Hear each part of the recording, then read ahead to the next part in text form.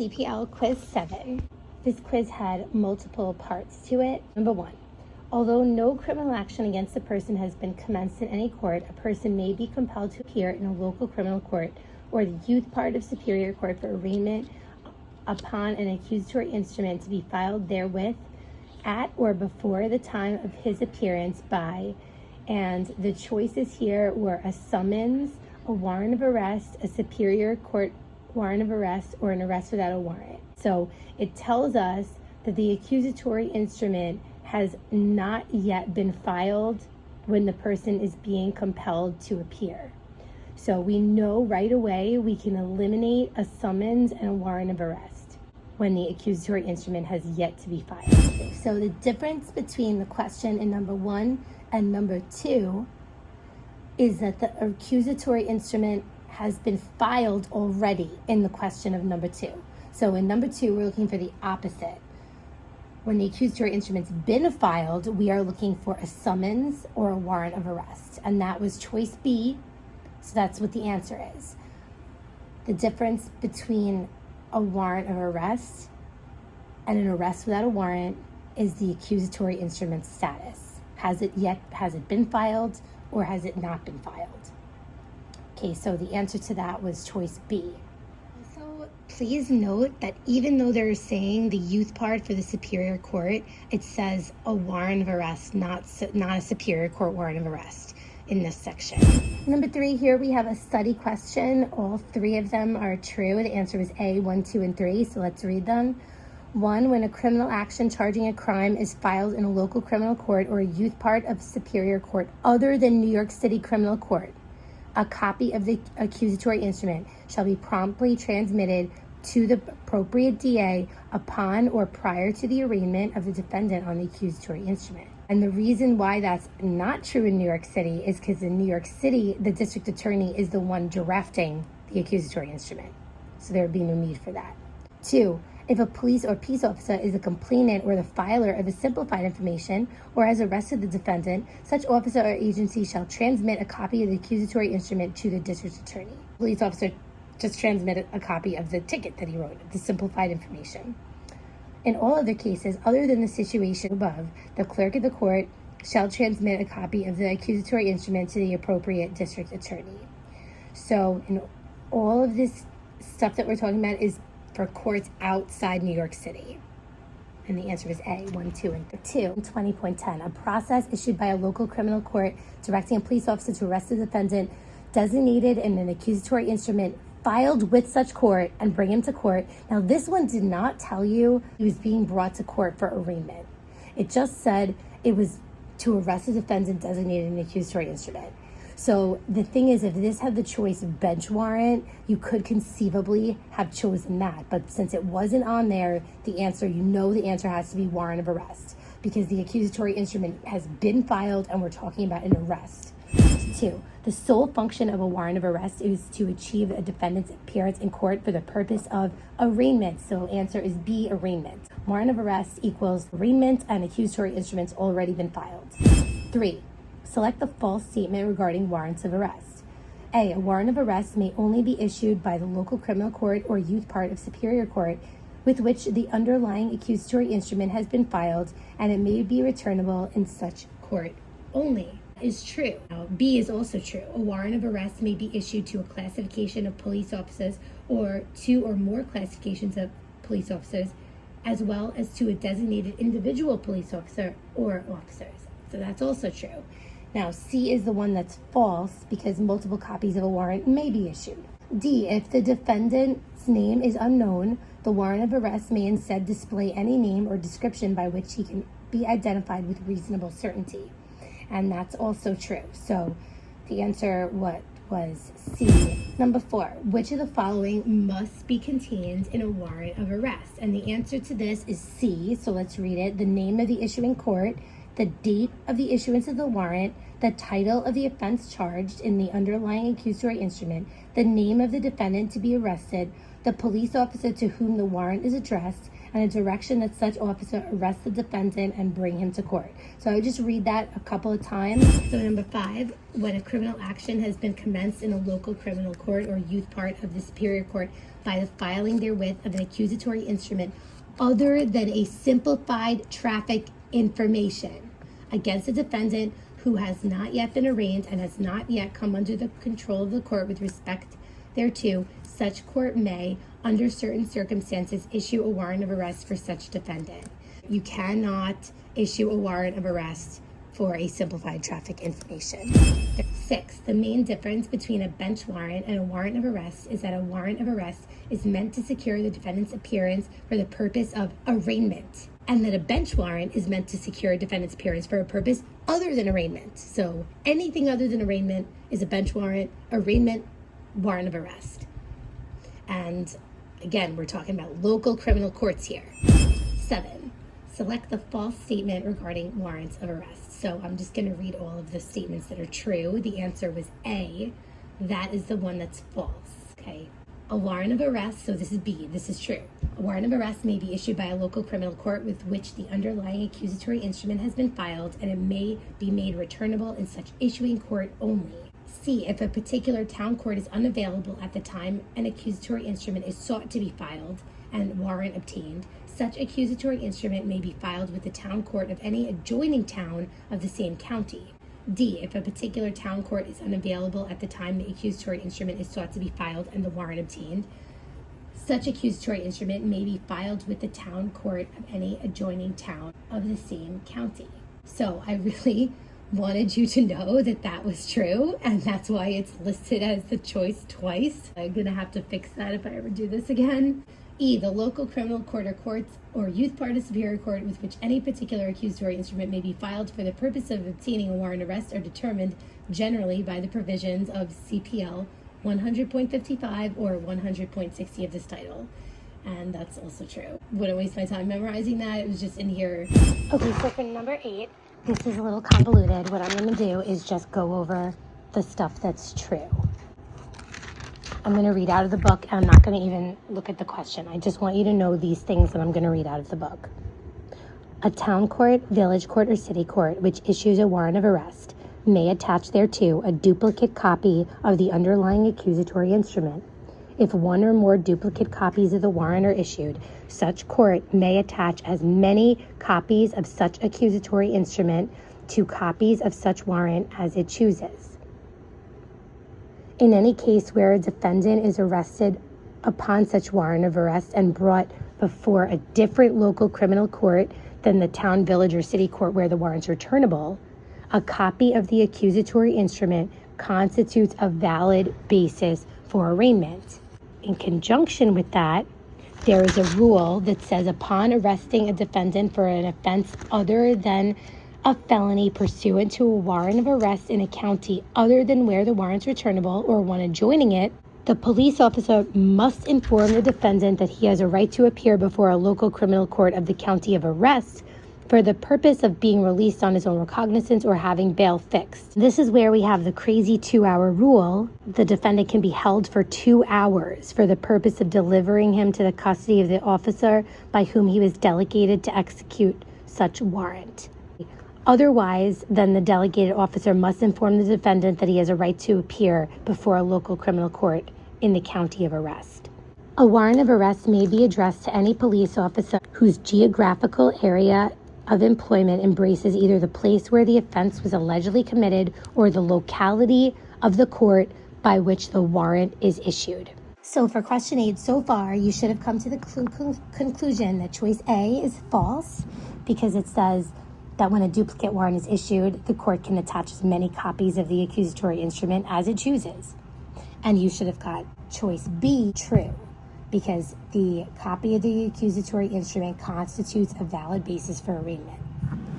C, if the defendant named in the arrest warrant is on parole or probation, the parole or probation officer may execute such warrant of arrest under certain conditions, and that's absolutely true. So far, we have B and C are true.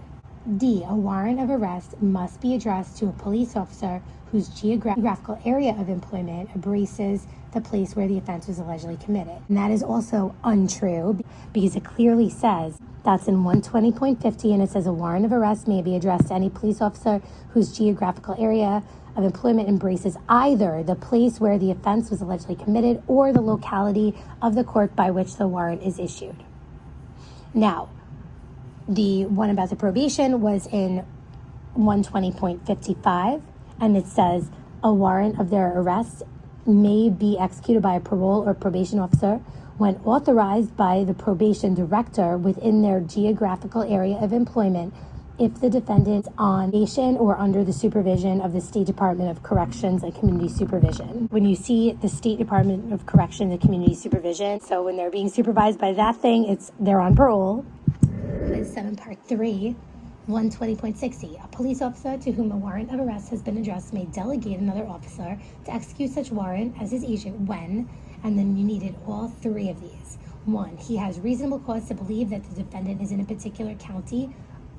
2, the warrant is executable without endorsement of the local criminal court in such county. And 3, the geographical area of employment of the delegated police officer embraces the locality where the arrest is to be made. 2, 120.70, a warrant of arrest is executable statewide if it is issued by, and these are the ones that it's executable statewide. 1, a district court. 2, New York City Criminal Court. 3, the youth part of any superior court. And 4, any superior court judge sitting as a local criminal court. So one of those 4, district, New York City criminal, youth part of any superior court, or superior court judge sitting as a local criminal court, executable statewide. Okay, so now I'm going to just really quickly tell you when it's not statewide. And that's when it's issued by a city court, town court, or village court. And it can be executed without authorization in any county of issuance or in any adjoining county. And then it can be anywhere else in the state upon the written endorsement of a local criminal court in the county where the arrest is to be made. When so endorsed, the warrant is deemed the process of the endorsing court as well as the issuing court. 3, okay, so which of the following statements are false regarding a warrant of arrest? So let's start with the ones that are true. A warrant of arrest may be executed at any time, day or night. True. The officer before entry must give or make effort to give notice of his authority before entering. C, the officer may enter by breaking if not admitted. And D, this is the one that was false because it should be without unnecessary delay. So it should read, upon an arrest, the officer must, without unnecessary delay, bring the defendant before the local criminal court or youth part where the warrant is returnable. And then this one, E, is true. If defendant is held on a warrant of arrest other than the county in which the warrant is returnable or an adjoining county, the arresting officer must inform the defendant of his right to be brought before a local criminal court in the county where the arrest occurred for the purpose of having bail set or being ROR'd. And that is the one with that crazy 2-hour rule where they can hold the defendant for 2 hours before they make that offer to him. Just so you know, most of the time that it's talking about a law enforcement officer doing something, it's almost always going to use the phrase without unnecessary delay. The only time that I remember offhand that it says immediately is when you're talking about a minor, like an adolescent offender or a juvenile offender, that they have to immediately contact like the parent or the guardian or the person that the minor resides with. So number 4, now choice A was very convoluted. I'm just going to read it once. I wouldn't go crazy memorizing it. If a warrant of arrest is returnable in a village court and that village court's not in session, where can you bring the defendant? So the first place that you can bring him is a town court that's embracing the village. Or if there's another little village court within that same town, you can bring him there. But if neither of those are available, this is where it gets really convoluted. He can be brought before the local criminal court of any town or city of the same county which adjoins such embracing town. Okay. B is the one that's false, so let's not read that. C, if the defendant is an adolescent or juvenile offender, officer must immediately notify parent or guardian of the arrest and the location where the minor is being held. D, before bringing defendant to court, police must take fingerprints if defendant is charged with a felony, and that's true. So that times that they have to take fingerprints is when they are charged with a felony, and then there's a bunch of different rules for when they have to take fingerprints. Maybe make a chart for yourself of all the times when the police have to take fingerprints for either a juvenile delinquent or an adult that's arrested. What charges it has to be. And then E was also true if a youth part is not in session and the warrant was returnable in a youth part, the defendant must be brought before the most accessible magistrate. 5. Upon the arrest of a person other than the juvenile offender, upon the defendant's request, the officer shall permit the defendant to communicate by telephone for the purpose of obtaining counsel or informing a relative or friend that he has been arrested to a phone number within the United States or Puerto Rico. Now, when you read this, it does have a caveat in it that says that the officer doesn't have to do this if it will compromise an ongoing investigation or prosecution of the defendant. What I wanted you to take away from it is that it's not an adolescent offender. It specifically says as a juvenile offender only. So for an adolescent offender, they get their phone call. Number 6, describe as best you can the scenario in which a defendant may be brought before an off-hours arraignment part. The best way, I think, to go over this is for me to just read it right out of the book and let you hear exactly what it says, with skipping all that other rigmarole. So, upon arresting a defendant for any offense pursuant to a warrant of arrest in the county where the warrant is returnable, or in any adjoining county, or upon arresting him for a felony in any other county, if at the time of the defendant's return, a local criminal court or youth part of superior court in the county in which the warrant is returnable is operating an off-hours arraignment part, the police officer may bring the defendant before such court. Here's our 3 scenarios. They're arrested for any offense in either the county or an adjoining county, or a felony in any other county. If the police officer is the one who the warrant was addressed to, they must, without unnecessary delay, bring the defendant before the local criminal court where the warrant is returnable. Provided that, however, if this arrest happens at the time the defendant's return, the police officer can bring the defendant before the off-hours arraignment part if it's being operated at the time. And the last one in part 3 is the number 7, select all true statements. So let's just do the true statements. They were A, C, and D. If a defendant waives his right to be brought before a local criminal court in the county of his arrest, the officer must bring him without unnecessary delay to the court where the warrant is returnable. If the defendant refuses to endorse the warrant that he is waiving the right to be brought before a court in the county of his arrest for the purpose of having bail set, the officer must bring him without unnecessary delay before the local criminal court in the county where the arrest of the defendant occurred. So basically, if he endorses the warrant that he's waiving the right to be brought before a court in the county of arrest, then the officer has to bring him to the court where it's returnable. But if he either refuses to endorse the warrant or otherwise doesn't want to waive that right, then the officer must bring him without unnecessary delay before a local criminal court in the county where the arrest occurred. D, if an officer who was delegated by another officer to execute a warrant of arrest actually arrests the defendant named in the warrant, such arresting officer may hold the defendant for up to 2 hours for the purpose of delivering the defendant to the custody of the officer by whom he was delegated to execute such warrant. So if he just wants to pass the buck, he does not want to bring this defendant to be arraigned, he's got 2 hours that he can wait before he's got to just bring the defendant to be arraigned. I'm going to read E, correcting it, because only 1 word needed to be changed. Actually, 3 words needed to be crossed out and 1 to be added. So it should read like this. Upon arresting a juvenile offender, the arresting officer must immediately notify the parent or guardian or person with whom he is domiciled that the juvenile has been arrested and the location of the facility where he is being held. So the answer to that one was A, C, and D are all correct. So this is not on the quiz, but it's just something I'm going to throw in here. It's about a no-knock. The officer doesn't have to have the warrant in his possession, and in order to effectuate the arrest, he may use physical force as is justifiable pursuant to 35.30 of the penal law. So it says that before the entry, he must give or make reasonable effort to give notice of his authority and purpose to an occupant thereof, unless there is reasonable cause to believe that the giving of such notice will, and then we have a list, And it has to be one of these three things that he can get the no-knock provision. Resulting in the defendant escaping or attempting to escape, endangering life or safety of the officer or another person, or result in the destruction, damaging, or secretion of material evidence. If the officer is authorized to enter the premises without giving notice of his authority and purpose, which is literally a definition of a no-knock warrant, or if after giving such notice he is not admitted, he may enter such premises by a breaking if necessary.